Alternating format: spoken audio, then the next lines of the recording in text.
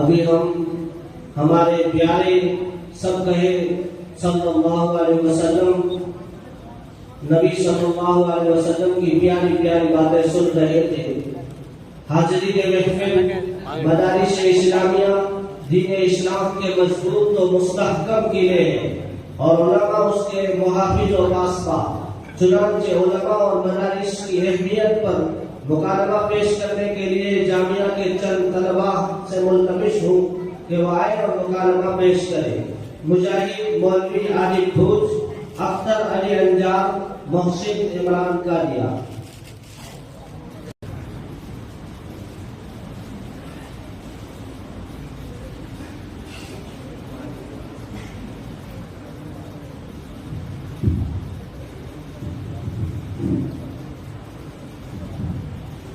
अस्सलाम वालेकुम वकील साहब, असिस्टेंट साहब। वेलकम वेलकम मौलवी साहब, सब खैरियत है ना? वेलकम वेलकम मौलवी साहब। अल्हम्दुलिल्लाह। आप अपनी सुनाइए, आप दोनों आफियत से हैं?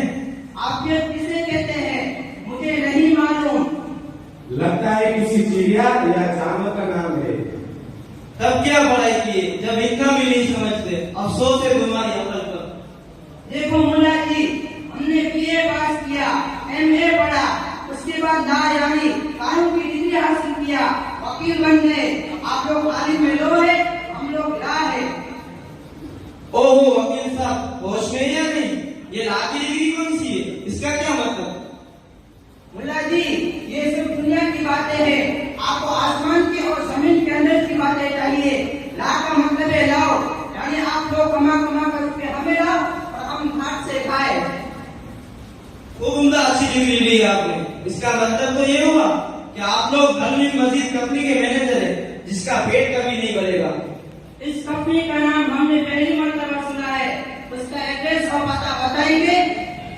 इस कंपनी का दूसरा नाम दोज़ख है, जिसे अरबी में जहन्नम कहते हैं। इससे बचने के लिए खुदा और रसूल पर ईमान लाना, नमाज पढ़ना, दीन इस्लाम को मानना, शरीयत के अहकाम की पाबंदी करना बेहद जरूरी है। और मरने के बाद हिसाब और किताब होगा, उसी वक्त जन्नत और जहन्नम का फैसला होगा। मरने के बाद क्या होगा? कुछ नहीं होगा। कब्र का अज़ाब, हशर का अज़ाब, दोज़ख का अज़ाब, ये सब मौलवियों की बकवास है, दकियानोशी बातें हैं। आखिर ये सब कहाँ है? हमको तो नजर नहीं आते। कभी किसी ने आज तक देखा है? ओ वकील साहब के चमचे, आपने रूस और अमेरिका को नहीं देखा है, मगर उनको मानते हो। हवा को किसी ने नहीं देखा है, मगर सब हवा के वजूद को मानते हैं। बुखार को नहीं देखते हैं, मगर बुखार को मानते हैं। इसी तरह जहन्नम और कब्र और हशर का अज़ाब सब मौजूद है। दुनिया के सबसे बड़े और सबसे सच्चे इंसान ने उनको देखा है। दुनिया के सबसे सच्ची किताब ने उसकी खबर दी है। सबसे सच्चे इंसान मोहम्मद सल्लल्लाहु अलैहि वसल्लम है और सबसे सच्ची किताब कुरान मजीद है। मैंने कुछ तबलीगी जमात वालों से सुना है और आप जैसे मौलवी लोग भी कहते हैं, जो लोग ज़कात नहीं देते उनका माल, सोना, चांदी सब जहन्नम की आग में गर्म किया जाएगा। और उन मालदार लोगों को जो ज़कात नहीं देते उनकी पेशानी और पैरों को दागा जाएगा। मुझे समझ नहीं आता इतने दिरहम, दीनार, रुपये, पैसे, सोना, चांदी उनके बदन पर किस तरह आएंगे। मुझे तो लगता है इसमें कुछ काला है। मौलवियों ने मदरसा चलाने के लिए और अपनी आमदनी बढ़ाने के लिए उसको अपनी तरफ से बना लिया है। असिस्टेंट साहब, आप बहुत जाहिल और दीन से उर्दू मालूम होते हैं। मौलवी लोग बातें बनाते नहीं है, वो लोगों के बातें बताते हैं। रही बात कि इतना माल बदन पर कैसे आ जाएगा, तो ये तो अल्लाह की कुदरत है।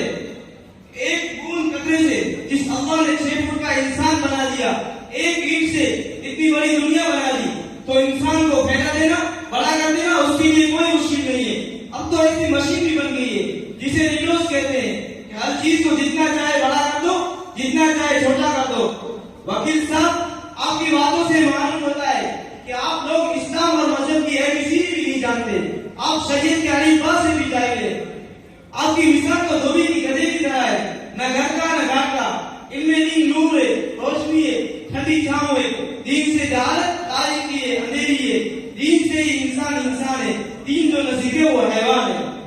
यही तो अफसोस है कि हमने मदरसे में नहीं पढ़ा, वरना हम सफेद कुर्ता पायजामा, कंधे पर रुमाल, हाथ में घड़ी, आंखों पर चश्मा पहन कर तकलीफ करते, आराम की जिंदगी बसर करते, मगर आप जैसे मौलवी ने नहीं पढ़ने दिया। एक साल मकतब में गए, मौलवी साहब बहुत मारते थे, रोज पिटाई, आए तुम मुर्गा बनो। भाई मेरी पीठ पर आज भी निशान है, कब तक मार खाते, कब तक सब्र करते? आप बताइए इसमें किसका कसूर है, मेरा या आपका, आप जैसे जलाली मौलवियों का? वकील साहब, आपको माँ के डर से मदरसा नहीं छोड़ना चाहिए, कम से कम दीनिया तक तो पढ़ लेते।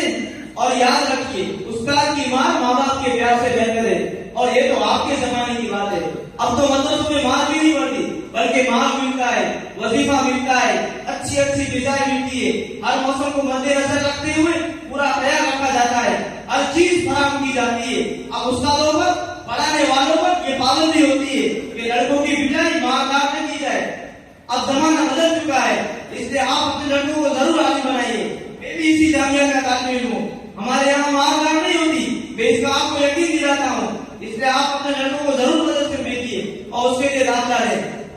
मुझे आपकी बात से इत्तेफाक नहीं है, इसलिए कि जमाना और दुनिया की सारी चीजें दिन मजीद महंगी होती जा रही है, कीमतें आसमान से बातें कर रही है और मौलवी दिन मजीद सस्ते होते जा रहे हैं और आसमान से जमीन पर आ रहे हैं। आज एक मौलवी की सैलरी से कहानी मजदूर की सैलरी ज्यादा है। बड़ी बड़ी डिग्री याफ्ता इंजीनियर, डॉक्टर, वकील, विद्या की बात छोड़ो, एक आम चपरासी, रिक्शा ड्राइवर, ईंट पत्थर उठाने वाले मजदूर, हत्ता के खेत में घास फूस काटने वाले इंसान से भी मौलवी की सैलरी कम है। मौलवी साहब, इस महंगाई के दौर में कौन इंसान अपने बच्चे को मौलवी बनाकर 8-10 हजार की सैलरी देकर स्लीपर कराएगा? और मेरे हिसाब से मौलवी बनाना इस दौर में अपनी औलाद को बर्बाद करने जैसा है। दुनिया में इल्म हासिल करके अच्छी नौकरी मिल सकती है, अच्छे पैसे कमा सकते हैं, आलीशान बंगले बना सकते हैं, अच्छी गाड़ियां खरीद सकते हैं, दुनिया को जेब में कर सकते हैं। और सुनिए मौलवी साहब, कुरान में भी है, रब्बना आतिना फिद दुनिया हसना, पहले दुनिया की भलाई तलब की गई है। और आप लोग मुसलमानों को सही रास्ता नहीं दिखा रहे हैं, आप लोग कुएं के में लगे, सिर्फ एक ही काम है, चंदा करना, मदरसा खोलना। हालांकि ये बच्चे कौम का मुस्तकबिल है। आज के ये नन्हे पौधे कल मजबूत दरख्त होंगे, जिसके फल और साय से पूरी दुनिया फायदा उठाएगी। और आप लोग मौलवी हाफिज कारी बनाकर वही नसीब वही चलना। इसीलिए मैं कहता हूँ, माल की फिक्र कीजिए, रुमाल की फिक्र छोड़िए, जिंदगी के लिए सोचिए। मुझे इस्लाम से नहीं मुसलमानों से शिकायत है। असिस्टेंट साहब, आपके सामने दुनिया की हकीकत वाज़ेह नहीं हुई है। आप ऐसे घर में बसेरा डालें जो बकरी के जाने से भी ज्यादा कमजोर है। आपके ऊपर दुनिया की मोहब्बत और पेट पालने का भूत सवार है। माल और दौलत की न गुजरने वाली प्यास और न खत्म होने वाली भूख के शिकार है। आपका दिमाग हर मसले को पेट और जीभ की लाइन से सोचता है। आपका कलीमा है, ना मौजूद है इल्लल वतन और ना माबूद है इल्लल मैदा। आप अनल हक की बजाय अनल हैवान के पुजारी मालूम होते हैं। क्या आज मौलवी दुनिया में नहीं दिए? क्या आज मौलवी सरकारी नौकरी नहीं कर रहे? क्या आज मौलवी तिजारत नहीं कर रहे? मुझे बताइए, कितने स्कूल और कॉलेज में पढ़े हुए भूखे तड़प रहे, खुदकुशी कर रहे, ट्रेन के नीचे दब कर मर रहे। आज आप बता सकते हो, आज तक किसी मौलवी ने खुदकुशी की है? कितने स्कूल और कॉलेज में पढ़े हुए बड़ी बड़ी नतीजा कर रहे हैं, पेट के लिए कत्ल कर रहे हैं। क्या आज तक किसी मौलवी ने नकीदी की है, पेट के लिए कत्ल किया है? याद रखिए, अगर दीन के साथ, इबादत के साथ, इस्लाम के साथ दुनियादारी है तो बहुत अच्छी चीज है, वरना अज़ाब है, मुसीबत है। अल्लाह आपको अक्ल दे, समझ दे। मौलवी साहब, आपने मेरी एक बात का जवाब नहीं दिया, वो ये है कि आज दुनिया में दुनिया की हर चीज आसमान पर जा रही है और मौलवी जमीन पर आ रहे हैं। इसलिए आज दुनिया में न ईसाफिर न मुसाफिर, सबसे बड़ा है बेसाफिर। आज पेट का मसला, रोटी का मसला, मकान का मसला, कपड़े का मसला सबसे बड़ा है। आज पैसे के ईमान बेचा जा रहा है, पेट के आग को बुझाने के लिए इज्जत का सौदा किया जा रहा है।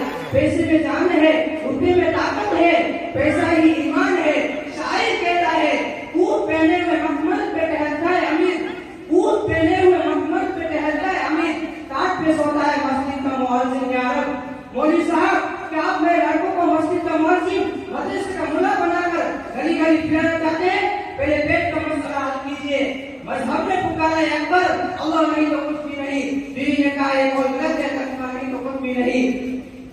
पैसा होगा तो चांद पर जाने की जरूरत नहीं, चांद आपके आंगन में खुद आएगा और आपने आपको सुलूट मारेगा, आपकी इज्जत होगी, आपकी कदर होगी। दामनी पे शेख हमारी न जाइयो, दामनी पे शेख हमारी न जाइयो, दामन निचोड़े तो फरिश्ते रुसू करे। अपने मन में डूब कर पाजा सुराग जिंदगी, अपने मन में डूब कर पाजा सुराग जिंदगी, तू अगर मेरा नहीं बनता न बन अपना तो बन। आप मदरसों की फिक्र छोड़ दे, अपने घर की खबर ले। बोले को चंदा मांगने का तना क्यों दे रहे? कौन सा स्कूल और कॉलेज है जो चंदा नहीं मांगता? ये ईसाई मशीनरियां जो बड़े बड़े अस्पताल चलाती है, ये भी चंदा करती है, मगर आज तक कोई ईसाई अपने मिशन पर अपने फादर का एतराज नहीं करता है, बल्कि अपने फादर को, अपने पोप को बंगला देता है, गाड़ी देता है, अच्छी खासी सैलरी देता है, उसको इज्जत से रखता है।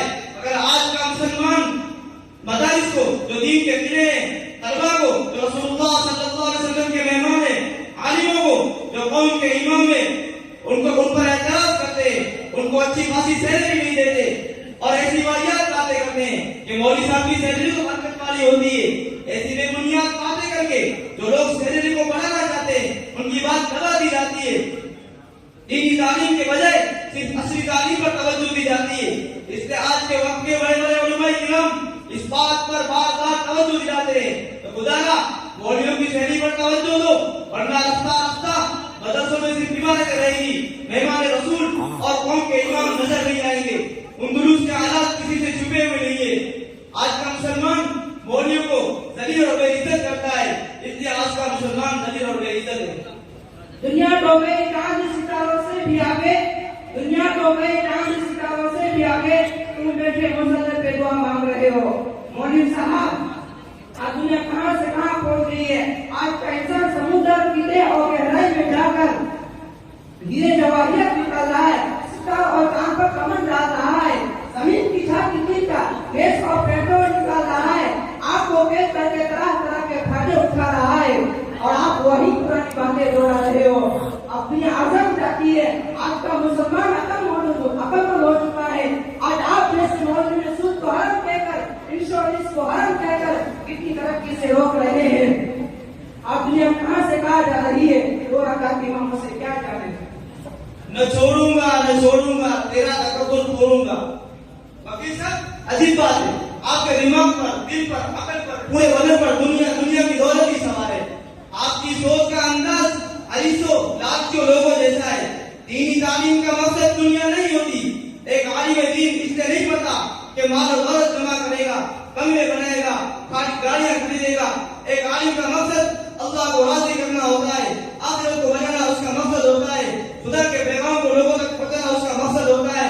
खाना पीना, कपड़ा मकान, रोटी, ये सब जरूरत है और जरूरत अल्हम्दुलिल्लाह हर तरह से पूरी हो जाती है। मालूम होता है आपको मौलवियों से बदगुमानी नफरत है। याद रखिए, एक सहाबी का कौल है, आलिम दीन कौम के वो आके जिनसे वो देखते हैं, आलिम दीन कौम के वो कान है जिनसे वो सुनते हैं, आलिम दीन कौम के वो पांव है जिनसे वो चलते हैं। उलमा कौम का वो दिल है जिससे सही और गलत, हलाल और हराम की तमीज मालूम होती है। हमारे नजदीक आखिरत असल है, दुनिया उसके ताबे। आखिरत एक हकीकत है, दुनिया एक ख्वाब है, सपना है। अल्लाह ताला ने हमको उसकी इबादत के लिए पैदा किया है। शायर ने आप जैसे लोगों के लिए कहा है, शैतान ने दिखा के जमाले औरों से डर, शैतान ने दिखा के जमाले औरों से डर, बंदा बना दिया है तुझे हुक्म जान का। हुए इस कदर मुअज़्ज़ब कभी घर का मुंह न देखा, हुए इस कदर मुअज़्ज़ब कभी घर का मुंह न देखा, कटी उम्र होठों में मरे अस्पताल जाकर। वकील साहब, आपने कहा कि आज दुनिया के अंदर मुसलमान मौलवियों की वजह से आगे नहीं बढ़ रहे। अल्लाह के बंदे, कुछ अकल है कि नहीं? आज मौलवी कहता है नमाज पढ़ो, रोजा रखो, ज़कात दो। आज मौलवी हराम काम से मना करता है। आज मौलवी वही कहता है जो अल्लाह के रसूल ने कहा है, जो सहाबा ने कहा है, जो औलिया ने कहा है। आप इस्लाम दुश्मन के चक्कर में फंस गए। अफसोस है आप पर। आपको सूद में, जुए में, सट्टे में, चोरी में, लूट मार में तरक्की नजर आती है। अंग्रेजों की नकल उतारने में आपको तरक्की नजर आती है। ज़िनाकारी में, शराब नोशी में, बेहयाई में आपको तरक्की नजर आती है। अफसोस है आप पर। आप इस्लाम दुश्मन दुश्मन के चक्कर में फंस गए, आपका इस्लाम और ईमान दोनों खतरे में है। अब देर मत कीजिए वकील साहब, अब आपको इन मदारिस के पास, इन उलमा के पास आपको सब कुछ मिलेगा। ये उलमा अंबिया के वारिस है। जब भी मुसलमानों पर, जब भी इस्लाम पर हालात आए, जब भी मुसलमान हालात का शिकार हुए, तो मुसलमानों की डूबती कश्ती को इन उलमा ने इन मदारिस से, मजार से निकाला है। आप पर, आपके बाप दादा पर, बल्कि पूरी कौम पर इन मदारिस का, इन उलमा का एहसान है। 100 बार सवाल आए हमने इस मुल्क के केस में बरहम को, 100 बार सवाल आए हमने इस मुल्क के केस में बरहम को, क्या अहले जुनून बतलाएंगे क्या हमने दिया है आलम को। वाकई में मौलवी साहब, आज मुझे आपसे मिलकर बहुत फायदा हुआ है। हम लोग इस वक्त गलती करते हैं, हम लोग दूसरों की देखा देखी में आप लोगों को जलील और घटिया समझते थे। अब मैं तौबा करता हूँ कि अल्लाह ताला मेरी इस गलती को माफ फरमाए और मदारिस के उलमा की कदर करने की और उनकी खिदमत करने की तौफीक अता फरमाए। आगे साल इंशाअल्लाह मैं अपने लड़कों को मदरसे में दाखिल करूंगा, आपके मदरसे में तकाफुल भी दूंगा और आपके मदरसे का अंदर भी करूंगा इंशाअल्लाह। मौलवी साहब, मैं भी तौबा करता हूँ, अल्लाह ताला मेरी गलती को माफ फरमाए और उलमा के और मदारिस की कदर करने की तौफीक अता फरमाए। अगले साल इंशाअल्लाह मैं खुद भी चंदा करूंगा और आपके मदरसे के लिए चंदा खुद भी दूंगा। बहुत अच्छा हुआ मुलाकात हो गई और आपकी गलत फहमियां दूर हो गई, वरना अगर इस हालत में आपकी मौत आती तो ईमान का भी खतरा होता। मैं अल्लाह ताला से दुआ करता हूँ कि अल्लाह ताला आपके इरादे में पुख्तगी फरमाए। अस्सलामु अलैकुम व रहमतुल्लाहि व बरकातुहू। रुकिए जनाब, मैं आपको एक शेर अदा करता हूँ। निरामुल्ला समझ रखा है आपने मुझको ये मिस्टर, निरामुल्ला समझ रखा है आपने मुझको ये मिस्टर, बहस करने जब आए थे तो हार क्यों मानी। न छेड़ोगे तुम उम्र भर हरगिज किसी मुल्ला को, न छेड़ोगे तुम उम्र भर हरगिज किसी मुल्ला को, मुझे तो बस आज ये कसम है आपसे खिलवानी। वालेकुम अस्सलाम व रहमतुल्लाहि व बरकातुहू। जाकर